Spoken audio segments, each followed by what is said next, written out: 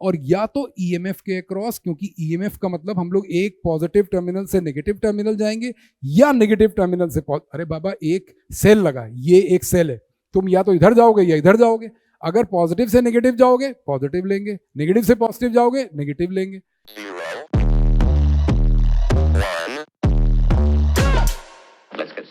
Next board में देखिए क्या है, नेक्स्ट बोर्ड में किरचॉफ रूल हम लोग डिटेल में डिस्कस करेंगे।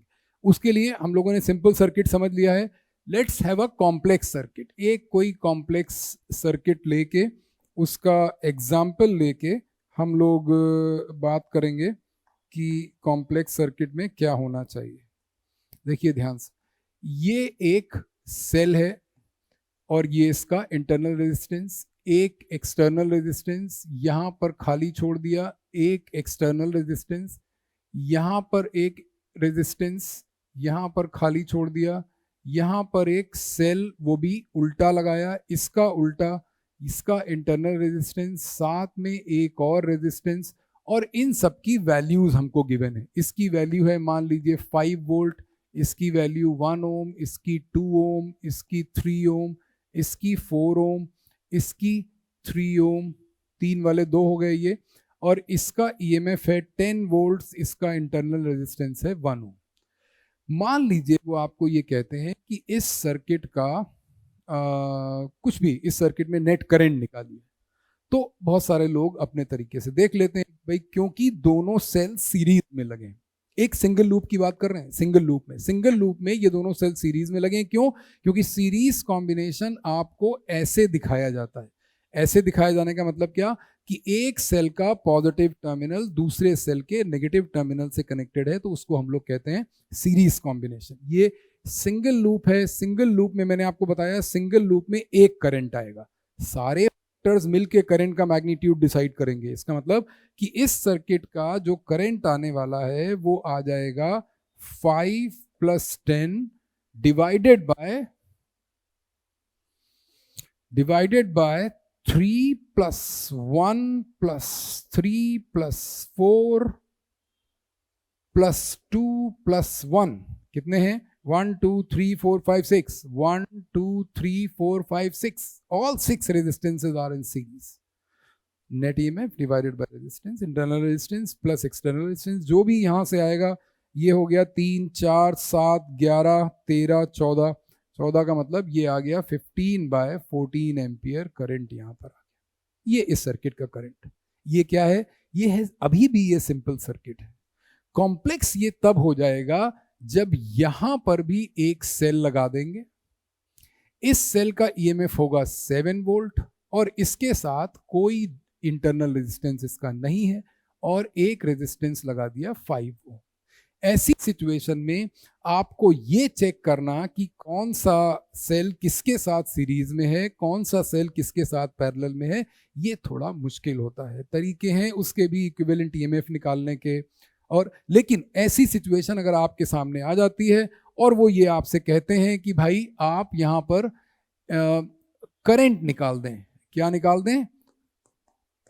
करंट निकाल दें, या वो ये पूछ लें कि इन दोनों सेल्स का टर्मिनल वोल्टेज निकाल दें, तो अगर वो इन दोनों सेल्स का टर्मिनल वोल्टेज पूछ रहे हैं तो भी वो इनडायरेक्टली आपसे करंट ही पूछ रहे हैं, क्योंकि बिना करंट के हम लोग टर्मिनल वोल्टेज नहीं निकाल सकते। या तो वो E-IR होगा या तो वो E+IR होगा, लेकिन अपने को करंट चाहिए, करंट ही निकालना है। मान लीजिए वो ये कहते हैं कि यहाँ पर कितनी पॉसिबल करंट्स हैं यहाँ पर। चलिए हम लोग एक एक करके रूल लिखते जाएंगे। पहला रूल हम लोग यहाँ पर लिख रहे हैं कि हम लोग सबसे पहले चेक करेंगे नंबर ऑफ आर्म्स। क्या चेक करेंगे? Number of arms. तो जितनी नंबर ऑफ आर्म्स होंगी उतने नंबर ऑफ करंट होंगे। इसका मतलब कि number of arms is equal to number of possible values of current, number of possible values of current. अब यहां पर कितनी आर्म है? यहां पर 3 आर्म है, और जब हम लोग आर्म कहेंगे तो हम ये बिल्कुल भी परवाह नहीं करेंगे कि कितनी आर्म्स हैं और उस पर्टिकुलर आर्म में कितने एलिमेंट्स हैं। एलिमेंट्स का मतलब कितने सेल हैं या कितने रेजिस्टेंस हैं, इस बात की फिक्र नहीं करेंगे। हम लोग एक आर्म में एक करंट ले लेंगे, ये पहला रूल है, एक आर्म एक करंट, एक आर्म एक करंट, कोई भी एक करंट ले लेंगे, कोई भी उसका डायरेक्शन, कोई भी नहीं, डायरेक्शन लेना बहुत टिपिकल है, वो क्या है, उसके लिए किरचॉफ भाई ने जंक्शन रूल डिजाइन किया। क्या डिजाइन किया, जंक्शन रूल। तो जंक्शन रूल हम लोग को अप्लाई करने के पहले समझ लेंगे जंक्शन रूल क्या है। जंक्शन रूल क्या कहता है, जंक्शन रूल कहता है the algebraic sum of all the currents meeting at a junction is zero। oh god, ये क्या, मैंने कहा था गीता, आइए, ये आ गया I1, ये आ गया I2, ये आ गया I3, ये आ गया I4, ये आ गया I5, 5 करंट है। और जंक्शन क्या है, ये है भाई जंक्शन। वो कह रहे हैं algebraic sum of all the currents meeting at a junction। क्या मतलब, अब फिर उसके बाद उन्होंने उसका फर्दर एक्सप्लेनेशन दिया। फर्दर एक्सप्लेनेशन उन्होंने ये कहा कि ऐसा मान लेते हैं कि या तो हम आने वाले करंट को पॉजिटिव माने या जाने वाले को पॉजिटिव माने, और फिर रिस्पेक्टिवली जो अगर आने वाला पॉजिटिव है तो जाने वाला नेगेटिव, जंक्शन की तरफ आने वाला पॉजिटिव, जंक्शन से अवे जाने वाला नेगेटिव, ये किरचॉफ ने रूल बताया। हम लोगों ने जब उस रूल को अप्लाई किया तो ये आया +I1 -I2 और +I3 और +I4 और +I5 इज इक्वल टू 0। इसका मतलब आने वाला करंट जाने वाला करंट है। इसका मतलब कि यहां से आ गया I1 +I3 +I4 +I5 is equal to I2। ये आने वाला कल है, ये जाने वाला कल है, ये जंक्शन रूल है। पर इसको अपने जिंदगी में उतारना उतना ही डिफिकल्ट होता है, क्योंकि हमको पहले ये पहचानना होता है कि इस बात का एक्चुअल अर्थ क्या है। कि अगर वो ये कह रहे हैं, किसी एक किताब में किसी एक व्यक्ति ने ऐसा लिखा कि सिया राम मैं सब जग जानी, इंडिया ऑस्ट्रेलिया की बात नहीं कर रहा है कि केवल ट्रंप वाले, no no, he said Siya Ram मैं सब जग जानी, करहूं प्रणाम जोड़ जुग पानी। ऐसा वैसा हो गया हमारा जंक्शन रूल। क्या कहने लगा जंक्शन रूल, ये कहने लगा कि पहले भैया जंक्शन पहचानो तो कि कौन हो तुम, ये नहीं पहचानोगे रूल लगाने लगोगे, पहले पहचान लो कौन हो तुम, कितने जंक्शन है यहाँ, जंक्शन जंक्शन जंक्शन 1 2 3 नहीं, ये जंक्शन नहीं है, ये नहीं जंक्शन है। यहां तो ये ऐसे चली जाएगी ट्रेन मुड़ के, जंक्शन ये है। जंक्शन वो होता है जो तुम अभी हो जंक्शन पे, वो बुला रही है उसके पास जाएं, या वो बुला रही, सक्सेस कहां ये होता है जंक्शन। जो करंट यहां से आएगा, कहीं से भी आएगा करंट, पर यहां पर अगर इधर से करंट आ रहा है तो उसका एक हिस्सा यहां जाएगा, एक हिस्सा यहां जाएगा। अगर इधर से करंट आ रहा है तो एक हिस्सा इधर जाएगा, एक हिस्सा इधर जाएगा। ठीक है, मेरी बात याद रखिए, बार बार रिवाइंड करके सुनिएगा। एक आर्म में एक करंट है और उसके तुरंत बाद आप जंक्शन रूल सेटिस्फाई करेंगे। क्या करेंगे, जंक्शन रूल सेटिस्फाई करेंगे। और जंक्शन रूल सेटिस्फाई करने से ठीक पहले हमको क्या बात ध्यान रखनी है, हमको ये बात ध्यान रखनी है कि same current at both terminals of a cell, एक सेल के दोनों टर्मिनल पर सेम करंट होगा। नंबर 4 रूल क्या है, नंबर 4 रूल ये है कि हम लोग एक डोमिनेटिंग सेल ढूंढ लेंगे। क्या ढूंढ लेंगे, डोमिनेटिंग सेल। कहां से आता है डोमिनेटिंग सेल, अरे बाबा 3 सेल दिख रहे हैं सर्किट में, हाँ 5 7 10, कौन डोमिनेटिंग है, 10 वाले से करंट बाहर निकाल दिया, 10 वाले से करंट बाहर निकाल दिया, किसी की परवाह नहीं है उसके अलावा। क्या कि यहां से कोई भी एक करंट निकाल दिया, एक आर्म एक करंट, इसका मतलब यहां पर भी करंट आएगा। रूल नंबर 3 यहां पर लिखा है, same current at both terminals of the cell. क्या करने वाले हैं, जब ये करंट यहां पर आएगा इसमें भी वही आएगा, क्योंकि ये सिंगल आर्म है, सी जंक्शन है,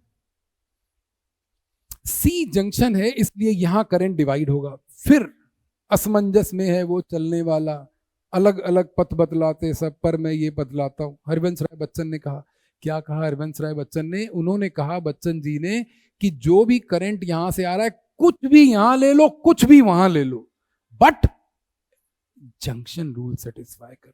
क्या?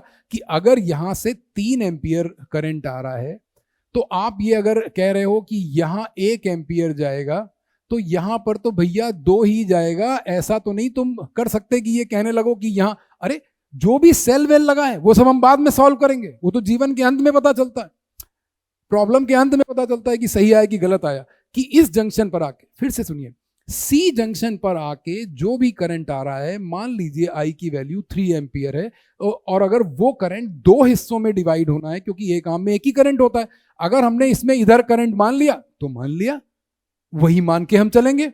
फिर वो कह रहे हैं अगर अगर हमने बचा हुआ करंट यहां डाल दिया, इस आर्म में डाल दिया तो डाल दिया, ये कोई बात नहीं। वो कहते हैं हम इसको I2 लेंगे, ले लो। I2 लेने से 3 अननोन हो जाएंगे, I1 I2, तो 2 इक्वेशन तो लूप से बनेंगे। तीसरा equation I is equal to I1 plus I2। अरे पहले ही वेरिएबल कम कर लो भाई मेरे, क्या जरूरत है? देखिए ध्यान से। अब यहां पर एक और टेक्निकल बात आ गई कि हम लोगों ने जंक्शन रूल सेटिस्फाई कर लिया, एक आर्म में एक करंट ले लिया। अब सवाल ये आता है कि अगर मान लो I1 की वैल्यू, लेट्स से कि I1 की वैल्यू आ गई -3.2 एम्पियर, मान लेते हैं, तो क्या भैया करंट कब से नेगेटिव होने लगा? होने लगा। कैसे करंट? जैसे वोल्टेज नेगेटिव होता है वैसे ही करंट नेगेटिव होता है। कैसे नेगेटिव हुआ? इसका मतलब कि अगर VF माइनस VC, ध्यान से देखिए, यदि VF माइनस VC की वैल्यू पॉजिटिव है तो VC माइनस VF नेगेटिव होगा। इसमें कौन सी कलाकारी बता रहे हैं भाई? कोई कलाकारी नहीं है। अबे हाँ, अगर ये हायर पोटेंशियल पे है, अगर हमको पता नहीं, तो वो ये कहना चाह रहे हैं कि आपने यहां पर I1 करंट ले लिया। अब आपने जब सॉल्व किया, कैसे सॉल्व करना अभी हम लोग डिस्कस कर रहे हैं। अब जब आपने सॉल्व किया तो I1 की वैल्यू आ गई -3.2। तो वो कहते हैं माइनस का मतलब क्या? तब हम ये कह देंगे कि यार not sorry, actually the scene is that the actual current will be in a direction opposite to what we have assumed, लेकिन उसका मैग्नीट्यूड वही होगा। दरअसल जो करंट होगा वो उसका डायरेक्शन, जो डायरेक्शन हमने माना उसका ऑपोजिट है। अब तुमने क्यों माना? हमने इसलिए माना क्योंकि हम पहले ही इसको डोमिनेटिंग सेल मान के चल रहे थे। हो सकता है कि ये दोनों मिलके डोमिनेट कर रहे हो, ये तो हमको पता नहीं है, पर जो बात सही है वो ये है कि एक आर्म में एक करंट होगा। क्या करने वाले हैं? ध्यान से देखिए, हम ये करने वाले हैं कि अब हम लोग लूप रूल लगाएंगे। 6 नंबर रूल का नाम है 6 नंबर रूल का नाम है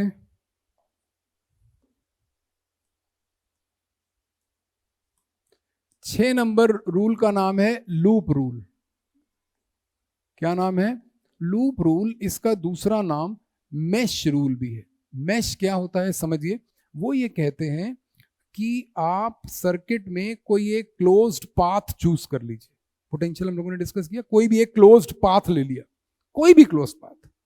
आप अगर if you want to do fun, अभी टाइम नहीं है जीवन में हमारे पास, कि अगर यहां से हम लोग कोई एक लूप ले लें, लेट्स से AFCBA, मान लीजिए ये लूप हम लोगों ने ले लिया, क्लोज लूप है।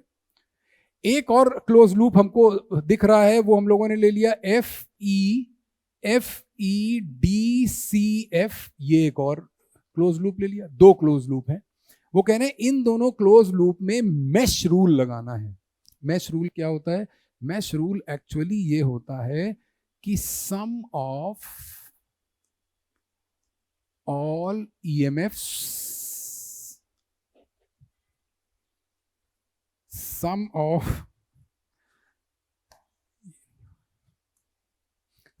of all EMFs and potential difference across resistors in a loop, यहां पर लिख देते हैं algebraic sum of all EMFs and potential differences across resistances in a closed loop is zero. In a closed loop is zero. क्या लिखा है mash rule? क्या लिखा है? सम, एल्जेब्रिक सम. एल्जेब्रिक सम का मतलब क्या था? वापस आइए, हम लोगों ने यहां पर ये देखा था कि आने वाला अगर अब लेकिन इक्वल टू जीरो, अगर वो ये कह रहे हैं, ये समझिए, ये लूप रूल क्या कहता है? लूप रूल कहता है x minus Y is equal to zero.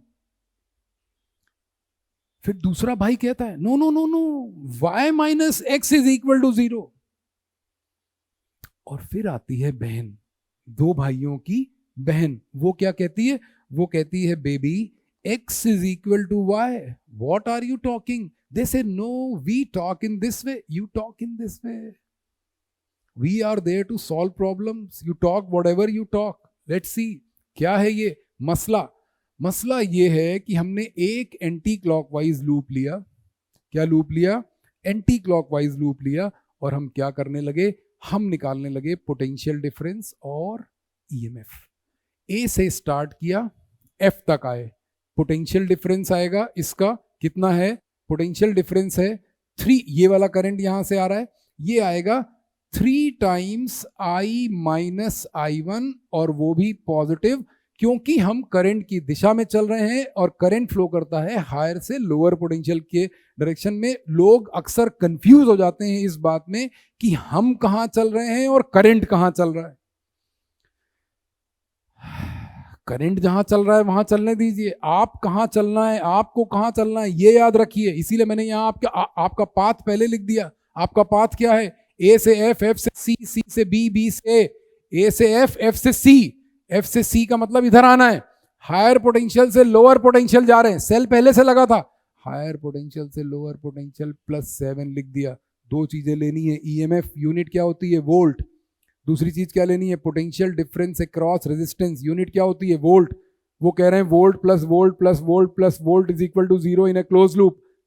Conservative है भाई, क्लोज लूप में तो वर्क डन जीरो होगा. Potential is nothing but the work done. Yes, यहां पर आ गए. इसका पोटेंशियल डिफरेंस कितना है? -5I1. ये देखिए, अब कहां जाना है? सी से बी. सी से बी क्या है? कुछ नहीं.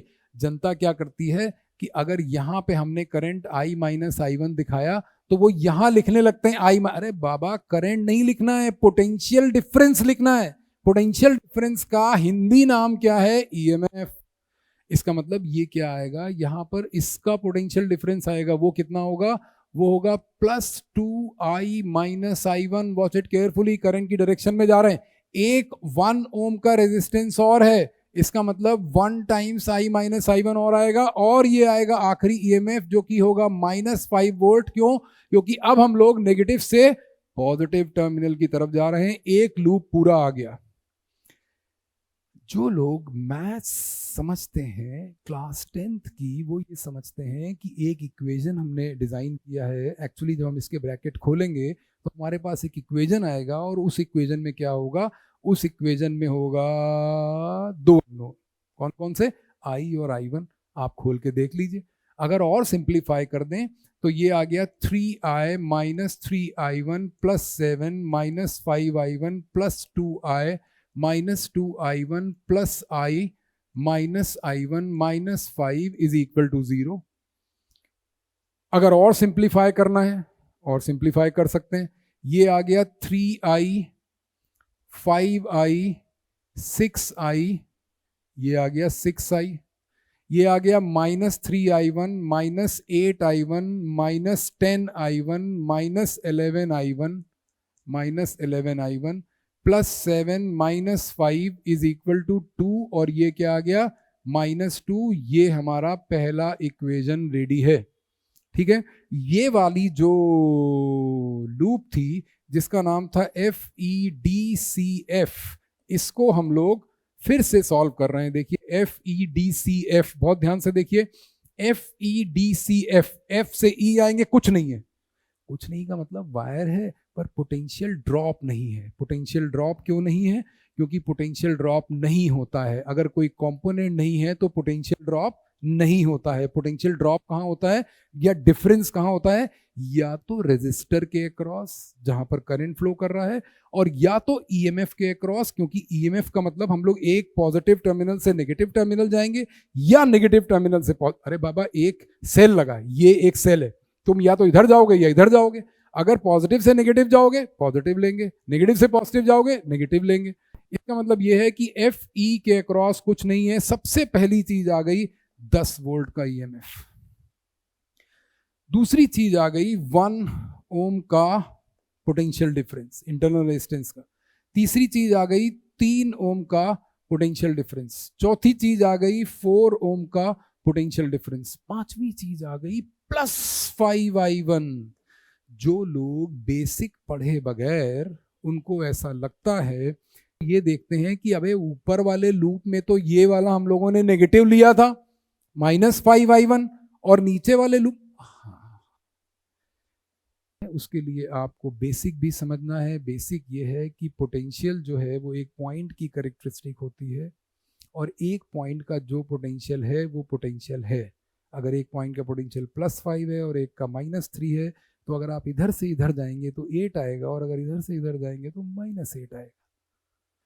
तो ये पोटेंशियल आ गया +5I1, ठीक है इसका, और ये आ गया -7, ये -7 इज इक्वल टू 0। हम लोग फिर से वही काम करने जा रहे हैं जो हम लोगों ने वहां किया था, -10 और -7 कितना हो गया, ये हो गया -17। इसका मतलब राइट साइड में ले आए, +17 आ गया, I 4I 8I, इसका मतलब 8I +5I1, ठीक है।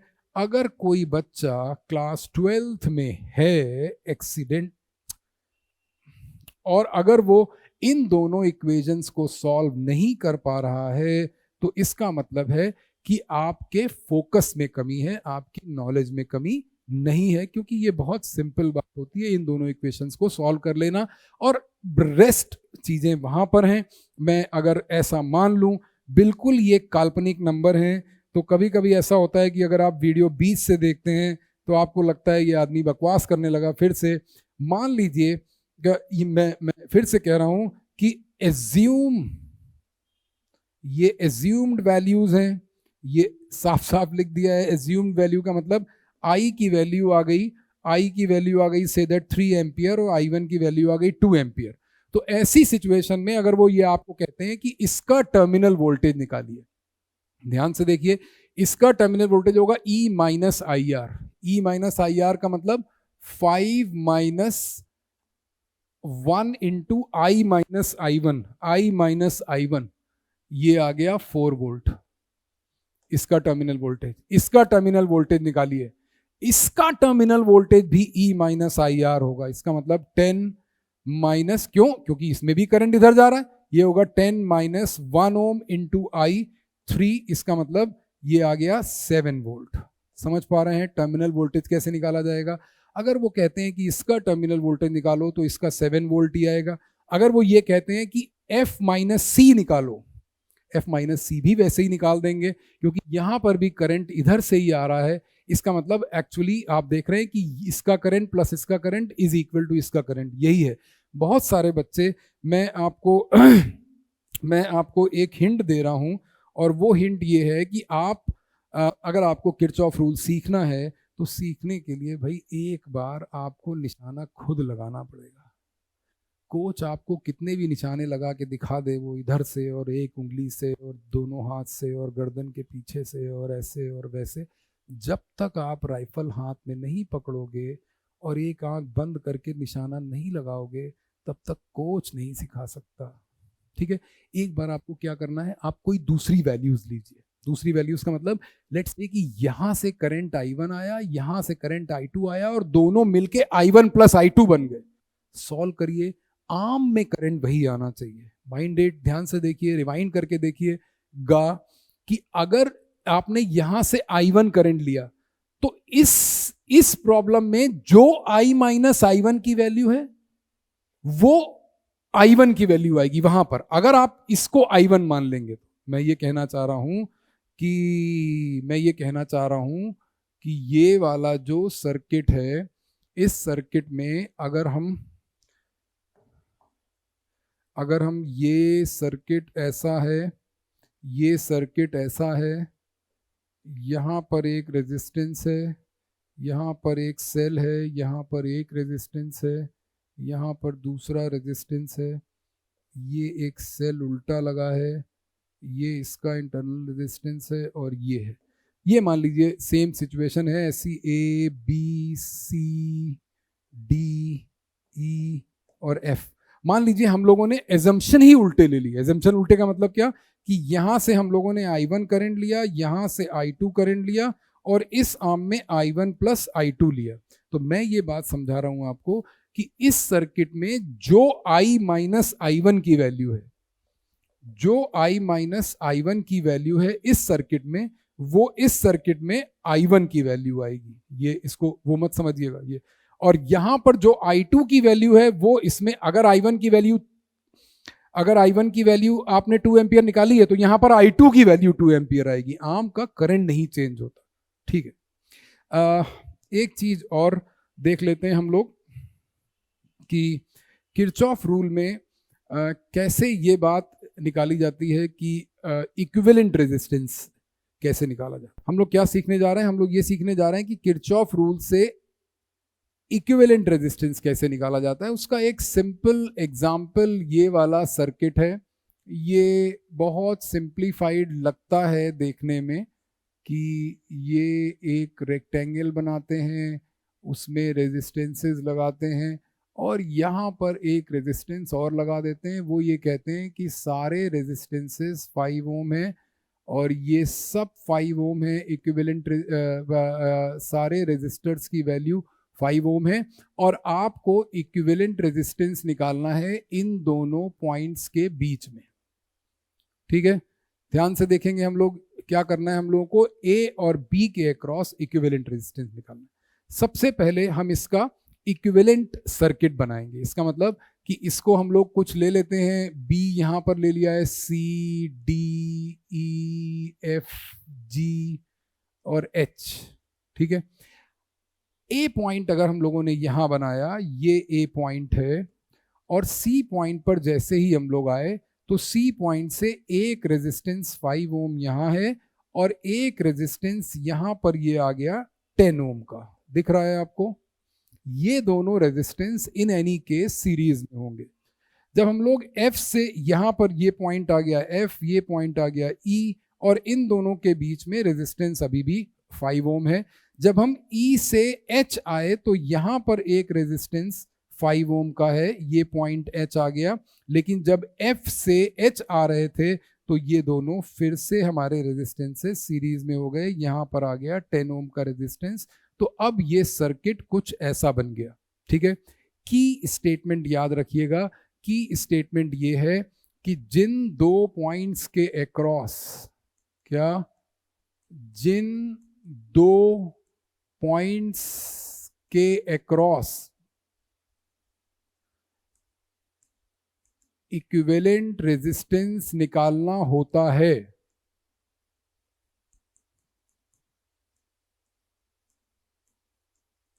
जिन दो पॉइंट्स के अक्रॉस इक्विवेलेंट रेजिस्टेंस या इक्विवेलेंट कैपेसिटेंस निकालना होता है,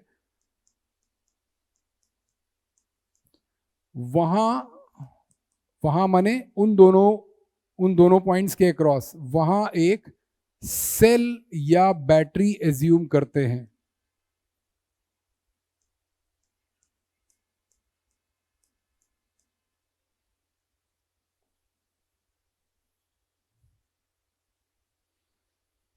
क्या लिखा हम लोगों ने कि जिन दो पॉइंट्स के अक्रॉस इक्विवेलेंट रेजिस्टेंस निकालना होता है, उन दोनों पॉइंट्स के अक्रॉस एक सेल एज्यूम। हमेशा ऐसा करना है।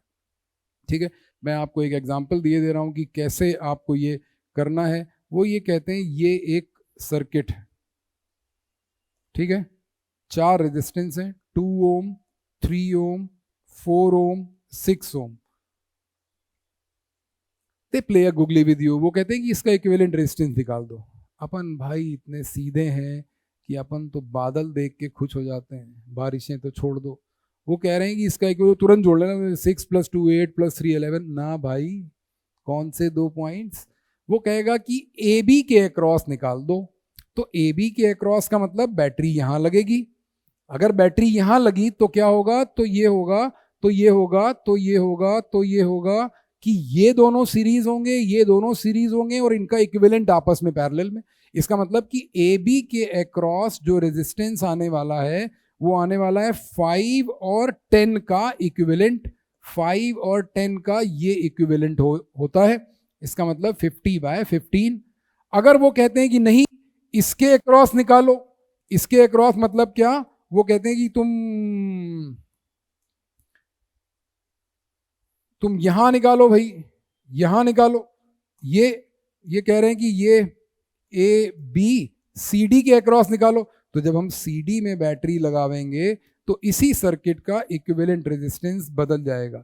सी डी में बैटरी लगी, यहां से करंट आएगा, जंक्शन डी है, डी जंक्शन पर करंट डिवाइड होगा, डिवाइड होने के बाद यहां पर डिवाइड नहीं होगा। तो क्योंकि यहां करंट डिवाइड नहीं हो रहा है इसलिए ये दोनों रेजिस्टर्स सीरीज में हैं। और जब ये दोनों रेजिस्टेंस सीरीज में है तो इन दोनों को हम सिंपली ऐड कर सकते हैं। इसका मतलब इनका इक्विवेलेंट 8 और इनका इक्विवेलेंट 4 + 3 7। 8 × 7 डिवाइडेड बाय 8 + 7 मतलब 56 डिवाइडेड बाय 15। ये रेजिस्टेंस सीडी के अक्रॉस है। इसी तरीके से अगर बैटरी यहां पर लगी होती तो करंट यहां से जाता, ये जंक्शन पर डिवाइड होता, एक करंट इस आर्म में आता और बाकी ये तीनों रेजिस्टर सीरीज में होते। तो उन तीनों का सीरीज इक्विवेलेंट 4 ओम वाले के साथ पैरेलल में हम लोग निकालते हैं और वो इस सर्किट का इक्विवेलेंट रेजिस्टेंस होता। इक्विवेलेंट रेजिस्टेंस निकालते समय ये बात ध्यान रखेंगे, किसी भी नेटवर्क का इक्विवेलेंट रेजिस्टेंस नहीं होता। कभी कभी ऐसा कंफ्यूजिंग हो जाता है, अगर उन्होंने यहाँ पर दे दिया कि ए बी के अक्रॉस निकालिए तब तो ठीक है, वरना गड़बड़ भी हो जाता है कभी कभी। So please be careful. इसको हम लोगों ने हटा दिया, इसलिए हटा दिया क्योंकि हमको ये वाला सर्किट सॉल्व करना है। और ये जो एक महाज्ञान आप लोगों ने लिया था इसको भी हटा दे रहे हैं क्योंकि हम लोग यहाँ पर अभी प्योर मैथ्स की बात करने वाले हैं। ठीक है, ध्यान से देखिए प्योर मैथ क्या है। प्योर मैथ ये है कि हमने जो यहाँ पर बैटरी लगाई है, ये जो बैटरी लगी है ऐसे करके, इसका ईएमएफ हम लोगों ने V मान लिया, V वोल्ट इसका पोटेंशियल डिफरेंस है। क्या होने वाला है कि ये जो हम लोगों ने पॉइंट्स लिए थे CFE और ये वाला H, ये वाला A और ये वाला B, वो कह रहे हैं कि अगर इस पूरे नेटवर्क का इक्विवेलेंट रेजिस्टेंस R मान लें नंबर 1, और यहां से आने वाला करंट अगर हम I मान लें, तो हम इस सर्किट को ऐसे भी ड्रॉ कर सकते हैं कि यहां पर एक सेल लगा है और इन दोनों A और B पॉइंट के अक्रॉस, A और B पॉइंट के अक्रॉस एक इक्विवेलेंट रेजिस्टेंस है R। तो ये R जो होगा ये पूरे नेटवर्क का इक्विवेलेंट रेजिस्टेंस होगा। समझ गए?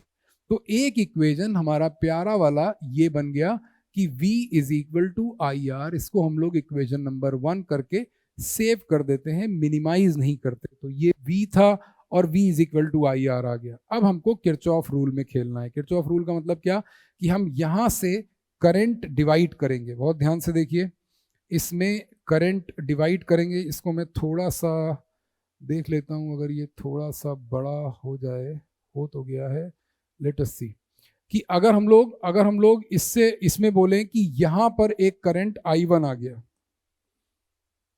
क्या आ गया, यहां पर एक करंट I1 है, ये I यहां से आया था I1, तो ये करंट कितना हो गया I - I1। बिल्कुल डरना ही नहीं, यहां पर ये करंट I1 आ गया। ओह, बहुत सारे लोगों के दिमाग में ये बात आ रही है कि ये तो व्हीटस्टोन ब्रिज है, और वो भी नहीं है। व्हीटस्टोन ब्रिज है लेकिन वो नहीं है। क्या नहीं है? बैलेंस नहीं है। क्यों नहीं बैलेंस है? क्योंकि इसमें R1/R2 R3/R4 के इक्वल नहीं है। ये 10/5 है और ये 5/10 है। ये अनबैलेंस्ड व्हीटस्टोन ब्रिज है। यही इस क्वेश्चन की इंपॉर्टेंस बढ़ाता है। तो इस आर्म में हम लोगों ने I1 ले लिया। यहां पर अगर हम लोग कोई करंट इसको I1 - I2 ले लें तो यहां पर I2 आ जाएगा। अब इन दोनों को ऐड करेंगे तो ये करंट आ जाएगा, ये दोनों ऐड होंगे, I1 कैंसिल हो जाएगा, ये आ गया I - I2 और ये I - I2 यहां पर ऐड होंगे जब ये दोनों ऐड होंगे तो ये वापस मिलके आई बन जाएगा और ये सर्किट की भी, ठीक है। दो लूप हमारे पास हैं, एक लूप ये है, एक लूप ये है। बहुत ध्यान से देखिए, पहले लूप का नाम है CFEC, CFEC, ठीक है। मैं स्टेप्स बता दूं आपको कि क्या हम लोग करने जा रहे हैं। हम लोगों ने पहले ये जो V वोल्ट की बैटरी यहाँ पर एज्यूम करी, इसका पूरे नेटवर्क का इक्विवेलेंट रेजिस्टेंस R मान लिया। कोई एक करंट I यहाँ से ड्रॉ किया, ये वाला I करंट है, ठीक है। फिर क्या हो रहा है कि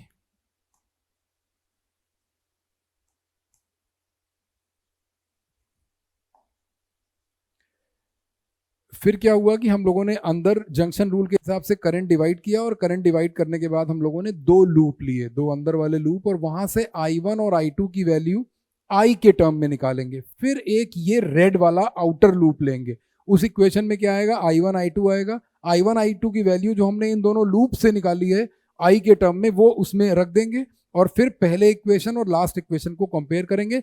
watch it carefully. CFEC loop क्या कह रहा है, वो कह रहा है +5I1 यहां से आए, फिर यहां आए, ये आ गया +5I1 माइनस I2, ये यहां से आए, ये कितना आया -10I minus I1 is equal to 0, ठीक है। बहुत संभाल के इसको ओपन करेंगे, ये आएगा 5I1 + 5I1 minus 5I2 minus 10I plus 10I1 is equal to 0। इसका मतलब I1 5, 10, 10 और 10 20, 20I1, 20I1 minus 5I2 is equal to 10I। ये इक्वेशन नंबर 2 है। FHEF, बहुत ध्यान से देखिए, FHEF को सॉल्व कर रहे हैं। 10I2 प्लस 10I2, ये आ गया 10I2 minus 5I minus I2, ये वाला I माइनस I2, और फिर आ गया -5I1 माइनस I2, ये आ गया इक्वेशन नंबर 3। इससे आएगा इक्वेशन नंबर 3। और ध्यान से देखिए, इसको ओपन कर रहे हैं, 10I2 minus 5I plus 5I2 minus 5I1 plus 5I2 is equal to 0। Recheck, 10I2 minus 5I plus 5I2 minus 5I1 plus 5I2, ये कितना हो गया, 5, 10 और 10 20, 20I2 minus 5I1 is equal to 5I। ये इक्वेशन नंबर 3 है। हम लोग क्या करने जा रहे हैं, इस इक्वेशन से I2 को उड़ाने जा रहे हैं। किसको उड़ाने जा रहे हैं, I2 को। कैसे उड़ाएंगे, यहां पर ये नेगेटिव में है, इक्वेशन 2 को 4 से मल्टीप्लाई करेंगे और फिर इक्वेशन 3 से ऐड कर देंगे। इक्वेशन 2 को 4 से मल्टीप्लाई किया, 80I1 minus 20I2 is equal to 40I। 4 times 4, 20, 4 5 और ये, फिर equation number 3, 20I2 minus 5I1 is equal to 5I, as it is रखा इक्वेशन, ये इससे कैंसिल हो गया, ये आ गया 75I1 is equal to 45I, ठीक है। ये कितना आ गया, 45/75I कितना आ गया, जल्दी बोलिए, 45, 9/15, ये आ गई हमारे पास I1 की वैल्यू। ये I1 की वैल्यू मैं यहां रखने जा रहा हूं, कंफ्यूज मत होइएगा। 5 टाइम्स 9 इंटू 15I1, ठीक है, is equal to 5I। Equation बन रहा है 20I2 is equal to 5I plus 3, ये था 5, ये था 15, ये कितना हुआ, 5 3 3 3, 5I प्लस 3I कितना आ गया, 8I। फॉर गॉड सेक ध्यान से देखिए, 5 3 15, 3 3 9, 3I प्लस 5 8I। इसका मतलब I2 आ गया, इसका मतलब I2 आ गया 8/20, 8/20, 8/20I, ये I2 की वैल्यू आ गई, ठीक है।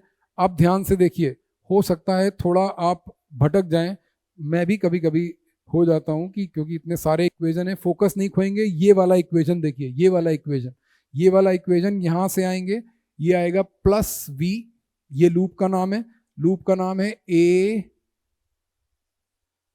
B H, A B H F F C A, ये लूप का नाम है। प्लस वी यहां से आया, -10i2, -10i2 ये आया, -5i1 ये आया, इज इक्वल टू 0। इसका मतलब v क्या आ गया, 10i2 प्लस 5i1। v क्या आ गया, 10i2, i2 कितना आ रहा है, 8/20, 8/20 i2, सॉरी i, 8/20, 8/20 i, और i1 कितना है, 9/15 प्लस 9/15 i। बहुत ध्यान से देखिए, magic starts over here. 10 2 4, v कितना आ गया, 4i, 5 3 3, ये कितना आ गया, 7i, v कितना है, 7i, ठीक है, v कितना है, 7i। फिर से देखिए, पूरे इक्वेशन को फिर से देखिए, पूरे इक्वेशन को फिर से देखिए, ये क्या किया हुआ है, ये किया हुआ है। सबसे पहले हम लोगों ने क्या किया था कि इसको सिंप्लीफाई किया था, ये वाला रेजिस्टेंस 5 + 5 10 आ गया था, ये 10 ओम वाला यहाँ ले लिया था, ये हमारा 10 ओम वाला है। इसको थोड़ा सा और बिग कर दे रहे हैं हम लोग, थोड़ा सा और बिग कर दे रहे हैं, जिससे हमको सब कुछ क्लियर दिखे। मैं 4 इक्वेशन पहले क्लियर लिख रहा हूँ। सबसे पहला इक्वेशन हम लोगों ने क्या डिजाइन किया था, सबसे पहला इक्वेशन हम लोगों ने लिया था, सबसे पहला इक्वेशन हम लोगों ने लिया था v = IR। ये कैसे लिया था, ये हम लोगों ने ऐसे लिया था कि इस पूरे नेटवर्क का इक्विवेलेंट रेजिस्टेंस R मान लिया था। नंबर 2 इक्वेशन क्या था, ये वाला लूप था, ये वाला लूप क्या है, CFEC। तीसरा इक्वेशन क्या था, तीसरा इक्वेशन था FHEF। इन दोनों से I1 I2 की वैल्यू, I1 और I2 in terms of I निकाला, फिर एक एक्सटीरियर लूप लिया। एक्सटीरियर लूप का मतलब कि जिसमें V वोल्ट की बैटरी आ रही, V वोल्ट की बैटरी हमने लगाई है, हमको गिवन नहीं थी, जो V वोल्ट की बैटरी हमने लगाई उससे एक्सटीरियर लूप, इसको बोलते हैं exterior loop. This is exterior loop. ये जो एक्सटीरियर लूप जब आप यहां पर लेंगे तो क्या होगा कि उसमें एक तो V आ जाएगा, दूसरा यहां से कुछ I1 या I2, मैंने यहां पर I1 I2 लिया है, ये जरूरी नहीं है। अगर आप अलग तरीके से जंक्शन रूल लगाते तो हो सकता है I भी आता, I1 भी आता, I2 भी आता, हो सकता है केवल I और I1 आता, या केवल I और I2 आता, उससे कोई फर्क नहीं पड़ता। हमको एक एक्सटीरियर लूप लेना है, उससे जो हम लोगों ने, अगर मान लीजिए I और I1 है तो I1 की वैल्यू आपने I के टर्म में निकाली, रख दीजिए। अगर I और I2 है, I है तो अच्छी बात है, क्योंकि हमको उसको इक्वेशन 1 से कंपेयर करना है। तो लास्ट में जब ये इक्वेशन आ गया, ये हमारा लास्ट स्टेप था, जब V की वैल्यू आ गई 7 आए, तो हम लोगों ने इसको फर्स्ट इक्वेशन से कंपेयर किया। फर्स्ट इक्वेशन कहाँ था, फर्स्ट इक्वेशन चला गया, वो पार्टीशन के पहले का इक्वेशन था, इसलिए वो अब लाहौर में है। तो पहला जो ये था, ये V = IR था, ये पहला इक्वेशन था, ये फर्स्ट इक्वेशन आया, और V = 7I, ये लास्ट इक्वेशन आया। हम लोगों ने फर्स्ट और लास्ट को कंपेयर कर दिया, और ये यहां से R इक्विवेलेंट आ गया 7 ओम। इस पूरे नेटवर्क का इक्विवेलेंट रेजिस्टेंस A और B पॉइंट के अक्रॉस क्या आ गया, 7 ओम। तो ये किरचॉफ का एप्लीकेशन है। हम लोग नेक्स्ट लेक्चर में किरचॉफ के 2-3 प्रॉब्लम और करेंगे, जहां पर किरचॉफ की कॉम्प्लेक्सिटी को थोड़ा सा और मेल्ट करने की कोशिश करेंगे। Thank you. 0 1